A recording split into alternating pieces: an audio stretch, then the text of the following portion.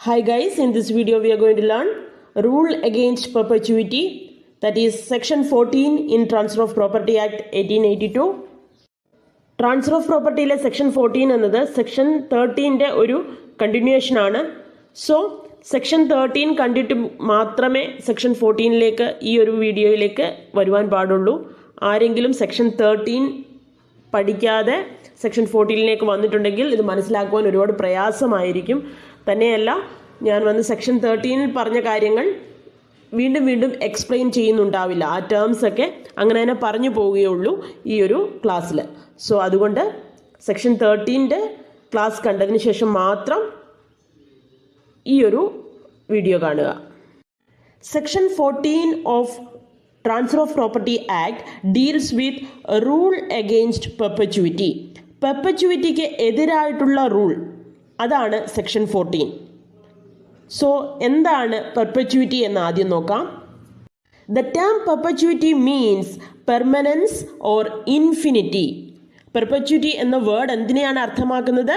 Permanence, ശാശ്വതമായത്, അല്ലെങ്കിൽ infinity, നിരന്തരമായിട്ടുള്ളത്, സ്ഥിരമായത്, ഇൻഡെഫിനിറ്റ് പീരീഡ് ഓഫ് ടൈമിലേക്കുള്ളത്.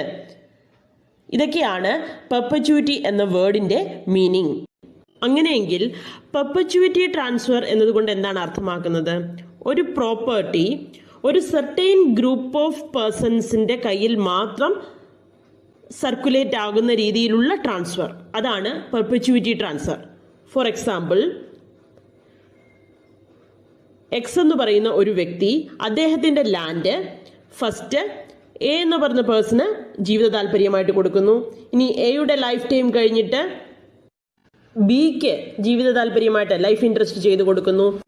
ഇനി ബിയുടെ ജീവിതകാലം കഴിഞ്ഞ് ആ പ്രോപ്പർട്ടി ബിയുടെ അൺബോൺ സണ്ണിന് പോകണം. പിന്നെ ബിയുടെ അൺബോൺ സണ്ണിൻ്റെ കാലം കഴിഞ്ഞിട്ട് ബിയുടെ അൺബോൺ സണ്ണിൻ്റെ സൺസിന് ആ പ്രോപ്പർട്ടി പോകണം. ആ രീതിയിൽ ഒരു ട്രാൻസ്ഫർ, അതിനെയാണ് പെർപ്പച്യൂറ്റി ട്രാൻസ്ഫർ എന്ന് പറയുന്നത്. ഇത്തരത്തിലുള്ള പെർപ്പച്യൂറ്റി ട്രാൻസ്ഫേഴ്സ് നിറയെ പണ്ട് കാലങ്ങളിൽ നിലനിന്നിരുന്നു. ട്രാൻസ്ഫർ ഓഫ് പ്രോപ്പർട്ടി ആക്ട് 1882 നിലവിൽ വന്നത്. So transfer of property act നിലവിൽ വരുന്നതിന് മുമ്പായിട്ട് പെർപ്പച്യൂറ്റി ട്രാൻസ്ഫേഴ്സ് നിറയെ ഇരുന്നത്. സോ പെർപ്പച്യൂറ്റി ട്രാൻസ്ഫറിൽ ഒരു പ്രോപ്പർട്ടിയെ അനിശ്ചിത കാലത്തേക്ക്, ഇൻഡെഫിനിറ്റ് പീരീഡ് ടൈമിലേക്ക് ഇൻഅലീനബിളാക്കി വയ്ക്കുവാൻ കഴിഞ്ഞു. ഇൻഅലീനബിൾ എന്ന കൈമാറ്റം ചെയ്യപ്പെടുവാൻ കഴിയാത്തത്.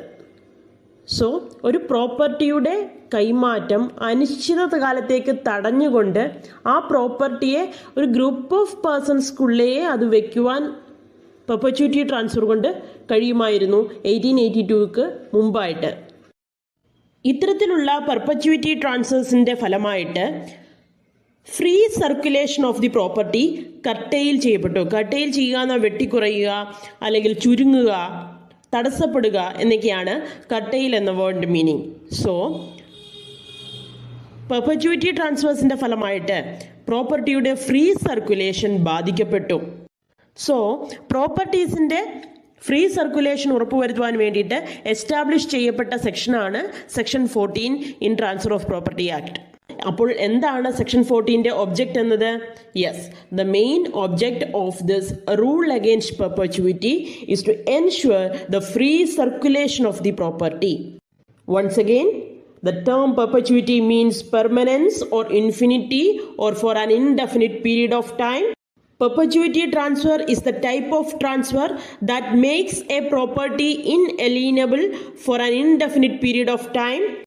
As a result of perpetuity transfers, free circulation of the property curtailed. So section 14 is established in order to ensure the free circulation of the property. ഇനി സെക്ഷൻ 14 കംപ്ലീറ്റ് ആയിട്ടും പെർപ്പച്യൂറ്റി ട്രാൻസ്ഫേഴ്സിനെ അവോയ്ഡ് ചെയ്യുന്നുണ്ടോ എന്ന് ചോദിച്ചാൽ ഇല്ല. സെക്ഷൻ 14 കംപ്ലീറ്റ് ആയിട്ടും പെർപ്പച്യൂറ്റി ട്രാൻസ്ഫേഴ്സിനെ ഒഴിവാക്കുന്നില്ല. പക്ഷേ സെക്ഷൻ 14 പെർപ്പച്യൂറ്റി പീരീഡിനെ ലിമിറ്റ് ചെയ്യുന്നുണ്ട്. Section 14 limits the perpetuity period. Perpetuity period എന്താണ്? The maximum time period for which property may be kept inalienable. ഒരു പ്രോപ്പർട്ടിയെ ഇൻഅലീനബിൾ ആക്കിയിട്ട് കൈമാറ്റം ചെയ്യപ്പെടാത്ത വിധത്തിൽ വയ്ക്കുവാൻ കഴിയുന്ന മാക്സിമം പീരീഡിനെയാണ് എന്തെന്ന് പറയുന്നത്? പെർപ്പച്യൂറ്റി പീരീഡ് എന്ന് പറയുന്നത്. സോ സെക്ഷൻ 14 കംപ്ലീറ്റ് ആയിട്ടും പെർപ്പച്യൂറ്റി ട്രാൻസ്ഫേഴ്സിനെ അവോയ്ഡ് ചെയ്യുന്നില്ല, പക്ഷേ പെർപ്പച്യൂറ്റി പീരീഡിനെ ലിമിറ്റ് ചെയ്യുന്നു. അല്ലെങ്കിൽ മാക്സിമം എത്ര കാലത്തേക്ക് ഒരു പ്രോപ്പർട്ടിയെ കൈമാറ്റം ചെയ്യപ്പെടാതെ വയ്ക്കുവാൻ കഴിയും എന്നുള്ളതിനെ ലിമിറ്റ് ചെയ്യുന്നു. സോ ഒരു പരിധിവരെ പെർപ്പച്യൂറ്റി സെക്ഷൻ 14 അലോ ചെയ്യുന്നുണ്ട്. ആ പെർപ്പച്യൂറ്റിക്ക് ഒരു മാക്സിമം പീരീഡ് പ്രിസ്ക്രൈബ് ചെയ്യുന്നു. ആ മാക്സിമം പീരീഡ് കഴിഞ്ഞാൽ തീർച്ചയായും അത്തരത്തിലുള്ളൊരു പ്രോപ്പർട്ടി എലീനബിൾ ആകും. സെക്ഷൻ 14ന്റെ ആപ്ലിക്കേഷൻ എവിടെയാണ് വരുന്നതെന്ന് നോക്കാം. The main essentials of section 14. Number 1, there must be a transfer of property. ഒരു ട്രാൻസ്ഫർ ഓഫ് പ്രോപ്പർട്ടി ഉണ്ടായിരിക്കണം. Number 2, the transfer is for the ultimate benefit of an unborn person who is given absolute interest. ആ transfer of property എന്നത് ഒരു unborn പേഴ്സണ് absolute interest നൽകുവാൻ വേണ്ടിയിട്ടുള്ളതായിരിക്കണം. And number 3, the transfer in favor of the unborn child must be preceded by the limited or life interest of the living person. ആ unborn പേഴ്സന്റെ പേരിലുള്ള transfer എന്നത് ഒന്നോ അതിലധികമോ living പേഴ്സന്റെ പേരിൽ ഒരു ലിമിറ്റഡ് ഇൻട്രസ്റ്റ് അല്ലെങ്കിൽ ലൈഫ് ഇൻട്രസ്റ്റ് ക്രിയേറ്റ് ചെയ്തതിന് ശേഷം ഉള്ളതായിരിക്കണം. Once again, what are the essential elements for the application of section 14? Section 14ന്റെ ആപ്ലിക്കേഷന് വേണ്ടിയിട്ടുള്ള എസെൻഷ്യൽ എലമെന്റ്സ് എന്തൊക്കെയാണ്? ഒന്ന്, ഒരു ട്രാൻസ്ഫർ ഓഫ് പ്രോപ്പർട്ടി ഉണ്ടായിരിക്കണം. ഒരു പ്രോപ്പർട്ടിയുടെ ട്രാൻസ്ഫർ നടക്കണം. ഇനി ആ പ്രോപ്പർട്ടിയുടെ ട്രാൻസ്ഫർ എന്നത് എന്തിനു വേണ്ടിയിട്ടുള്ളതായിരിക്കണം? It must be for the ultimate benefit of an unborn person. ഒരു അൺബോൺ പേഴ്സന്റെ അൾട്ടിമേറ്റ് ബെനിഫിറ്റിന് വേണ്ടിയിട്ടുള്ള ട്രാൻസ്ഫർ ആയിരിക്കണം. അതിൽ ആ അൺബോൺ പേഴ്സണ് അബ്സല്യൂട്ട് ഇൻട്രസ്റ്റ് ക്രിയേറ്റ് ചെയ്യപ്പെട്ടിരിക്കണം. നമ്പർ 3, അൺബോൺ പേഴ്സണ് ഫേവറബിളായിട്ടുള്ള ട്രാൻസ്ഫറിന് മുമ്പായിട്ട് ഒന്നോ അതിലധികമോ ലിവിങ് പേഴ്സൺസിന്റെ പേരിൽ ലൈഫ് ഇൻട്രസ്റ്റ് അല്ലെങ്കിൽ ലിമിറ്റഡ് ഇൻട്രസ്റ്റ് ക്രിയേറ്റ് ചെയ്യപ്പെട്ടിരിക്കണം. ഈ 3 കണ്ടീഷൻസും ഫുൾഫിൽ ആയിട്ടുണ്ടെങ്കിൽ അപ്പോഴാണ് സെക്ഷൻ 14 അപ്ലൈ ആവുന്നത്. ഈ 3 കണ്ടീഷൻസും നമ്മൾ ഓൾറെഡി പഠിച്ചു കഴിഞ്ഞതാണ്. സെക്ഷൻ 13, അതായത് transfer four the benefit of unborn person, അത് തന്നെയാണ് ഈ 3 കണ്ടീഷൻസിലൂടെ പറഞ്ഞിരിക്കുന്നത്, അല്ലേ? So unborn person ultimate beneficiary ആയിട്ടുള്ള ട്രാൻസ്ഫേഴ്സിലാണ് സെക്ഷൻ 14 അപ്ലൈ ആവുന്നത്. ഇത്തരത്തിൽ അൺബോൺ പേഴ്സൺ അൾട്ടിമേറ്റ് ബെനിഫിഷ്യറി ആവുന്ന ട്രാൻസ്ഫേഴ്സിൽ സെക്ഷൻ 14 2 റൂൾസ് ആണ് പറഞ്ഞിരിക്കുന്നത്. ആ റൂൾസ് എന്താണെന്ന് നോക്കാം. Rules under section 14. Rule number 1, the ultimate beneficiary must be in existence either in the womb of the mother or born before the death of the last preceding living person. Yes. എന്താണ് rule number 1 പറയുന്നത്? Ultimate beneficiary, അതായത് unborn person must be in existence. ആ person എക്സിസ്റ്റൻസിൽ വരണം. എങ്ങനെയാണ്? Either in the womb of the mother or born, ഒന്നുകിൽ ജനിച്ചിരിക്കണം അല്ലെങ്കിൽ അമ്മയുടെ ഉദരത്തിലെങ്കിലും എക്സിസ്റ്റൻസിൽ വരണം. Before the death of the last preceding living person, ഏറ്റവും അവസാനത്തെ ആ ഒരു ലിവിങ് പേഴ്സന്റെ ഡെത്തിന് മുമ്പായിട്ട് എങ്കിലും ആ അൾട്ടിമേറ്റ് ബെനിഫിഷ്യറി, അൺബോൺ പേഴ്സൺ എന്ന് പറയുന്ന അൾട്ടിമേറ്റ് ബെനിഫിഷ്യറി എക്സിസ്റ്റൻസിൽ വരണം. So transfer four the benefit of unborn person, അതിൽ നമ്മൾ പഠിച്ചതാണ് എത്ര ലിവിങ് പേഴ്സന്റെ പേരിൽ വേണമെങ്കിലും ലൈഫ് ഇൻട്രസ്റ്റ് ക്രിയേറ്റ് ചെയ്യാം. അവരെല്ലാം ലിവിങ് ആയിരിക്കണം at the time of date of transfer എന്നുള്ളത്. സോ അത്തരത്തിൽ ലൈഫ് ഇൻട്രസ്റ്റ് ക്രിയേറ്റ് ചെയ്യപ്പെട്ട അവസാനത്തെ വ്യക്തിയുടെ ഡെത്തിന് മുമ്പായിട്ടെങ്കിലും ഈ പറയുന്ന അൺബോൺ പേഴ്സൺ എക്സിസ്റ്റൻസിൽ വരണം. അതാണ് സെക്ഷൻ 14 പറഞ്ഞിരിക്കുന്ന റൂൾ നമ്പർ 1. ലാസ്റ്റ് പേഴ്സന്റെ ഡെത്തിന് ശേഷം ആണ് ഈ പറയുന്ന അൾട്ടിമേറ്റ് ബെനിഫിഷ്യറിയെ അതിൻ്റെ അമ്മ കൺസീവ് ചെയ്യുന്നുണ്ടെങ്കിൽ ആ കുട്ടിക്ക് അതിൻ്റെ ബെനിഫിറ്റ് ലഭിക്കില്ല. ലാസ്റ്റ് ലിവിങ് പേഴ്സൻ്റെ ലൈഫ് ഇൻട്രസ്റ്റ് തീരുന്നതിന് മുമ്പായിട്ട് ആ കുട്ടി അമ്മയുടെ ഉദരത്തിലെങ്കിലും ഫോം ആയിരിക്കണം. എങ്കിൽ മാത്രമേ ആ ട്രാൻസ്ഫറിൻ്റെ benefit ലഭിക്കുള്ളൂ. So, what is the first rule? The ultimate beneficiary must be in existence before the death of the last preceding living person. Clear? For example, X എന്ന് പറയുന്ന വ്യക്തി അദ്ദേഹത്തിൻ്റെ പ്രോപ്പർട്ടി ഫസ്റ്റ് എക്ക് ലൈഫ് ഇൻട്രസ്റ്റ് ആയിട്ട് കൊടുക്കുന്നു, then ബിക്ക് life interest ആയിട്ട് കൊടുക്കുന്നു, ദെൻ സിക്ക് ലൈഫ് ഇൻട്രസ്റ്റ് ആയിട്ട് കൊടുക്കുന്നു. അതിനുശേഷം സിയുടെ അൺബോൺ പേഴ്സണ് അബ്സല്യൂട്ട് ഇൻട്രസ്റ്റ് കൊടുക്കുന്നു. സോ ഈ സിയുടെ അൺബോൺ സൺ എന്ന് പറയുന്ന യു സിയുടെ പേരിലുള്ള ലൈഫ് ഇൻട്രസ്റ്റ് തീരുന്നതിന് മുമ്പായിട്ട്, ലൈഫ് ഇൻട്രസ്റ്റ് തീരുന്ന ഡേറ്റിന് മുമ്പായിട്ടെന്ന് പറഞ്ഞാൽ എന്താണ്? അദ്ദേഹത്തിൻ്റെ ഡെത്തിന് മുമ്പായിട്ടോ അല്ലെങ്കിൽ ഡെത്തിൻ്റെ ഡേറ്റിലോ എങ്കിലും എക്സിസ്റ്റൻസിൽ വന്നിരിക്കണം. ഡെത്ത് കഴിഞ്ഞിട്ട് ഒരു നാൾ കഴിഞ്ഞാണ് ആ കുട്ടിയെ കൺസീവ് ചെയ്യുന്നത് എങ്കിൽ പോലും ആ അൺബോൺ ചൈൽഡിന് ട്രാൻസ്ഫറിൻ്റെ ബെനിഫിറ്റ് ലഭിക്കില്ല.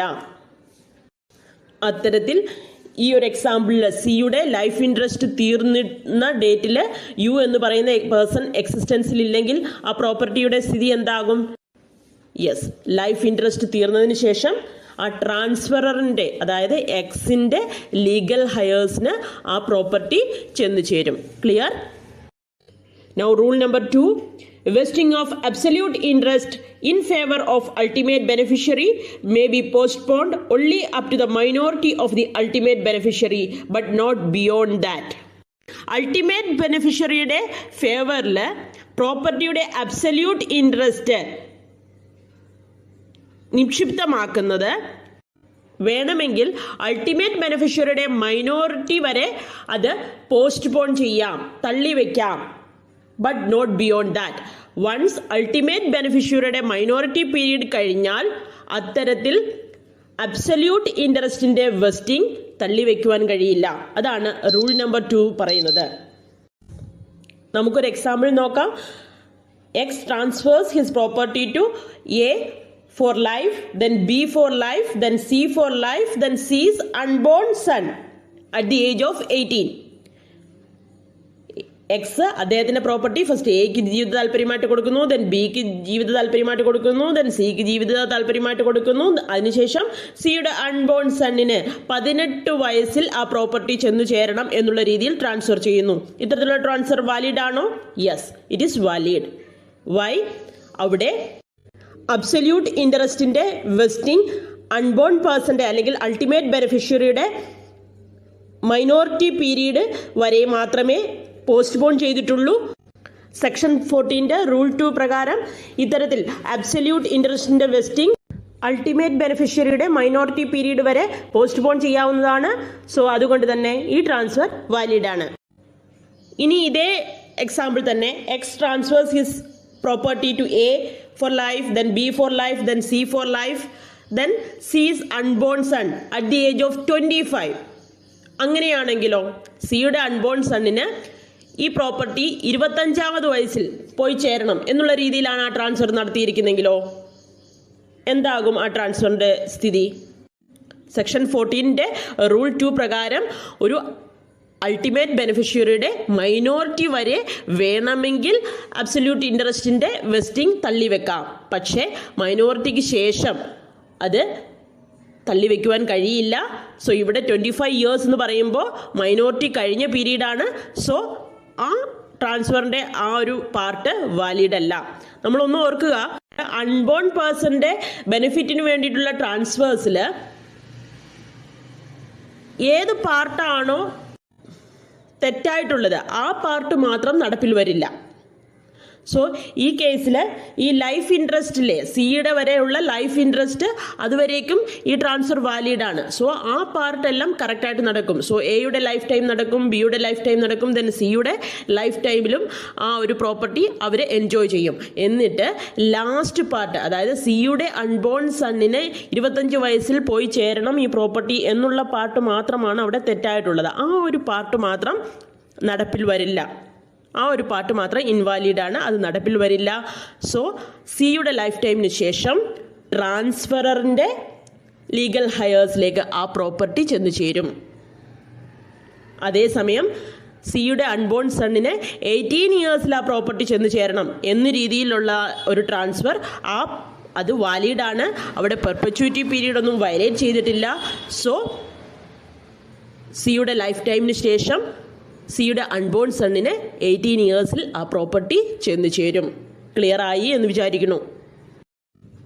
ഇന്ത്യയിൽ പെർപ്പച്യൂറ്റി പീരീഡ് എന്ന് പറയുന്നത് either life or lives plus 18 years ആണ്. ഇനി കുട്ടി അമ്മയുടെ ഉദരത്തിലാണെങ്കിൽ പെർപ്പച്യൂറ്റി പീരീഡ് എന്നത് life or lives plus gestation period plus 18 years ആണ്. കുട്ടി അമ്മയുടെ ഉദരത്തിൽ എത്ര മാസമായിട്ടുണ്ട് എന്നുള്ളതാണ് ജസ്റ്റേഷൻ പീരീഡ്. സപ്പോസ് 7 മാസമായിട്ടുണ്ട് ഒരു കുട്ടി അമ്മയുടെ ഉദരത്തിലെങ്കിൽ perpetuity period life or lives plus 7 months plus 18 years ആയിരിക്കും. ഈ ജസ്റ്റേഷണൽ പീരീഡ് എന്ന് പറയുന്നത് it is not counted in addition to മൈനോറിറ്റിയുടെ അതായത് 18 വയസ്സിനോട് ഇത് ആഡ് ആവുകയില്ല. സോ സപ്പോസ് 7 മാസമായ ഒരു കുട്ടിയാണെങ്കിൽ ആ പെർപ്പച്യൂറ്റി പീരീഡ് ആ കുട്ടിക്ക് പിന്നെ എത്രയാണ് വരുമ്പോൾ 17 വയസ്സും 5 മാസവും ആവുമ്പോൾ തീരും. അങ്ങനെയാണ് ഇത് കാൽക്കുലേറ്റ് ചെയ്യുന്നത്. Now the exceptions to the rule against perpetuity. This rule against perpetuity is not applicable to transfers for the benefit of public interest. Public ഇൻട്രസ്റ്റിന് വേണ്ടിയിട്ടുള്ള ട്രാൻസ്ഫേഴ്സിൽ റൂൾ അഗെയിൻസ്റ്റ് പെർപ്പച്യൂറ്റി ആപ്ലിക്കബിൾ അല്ല.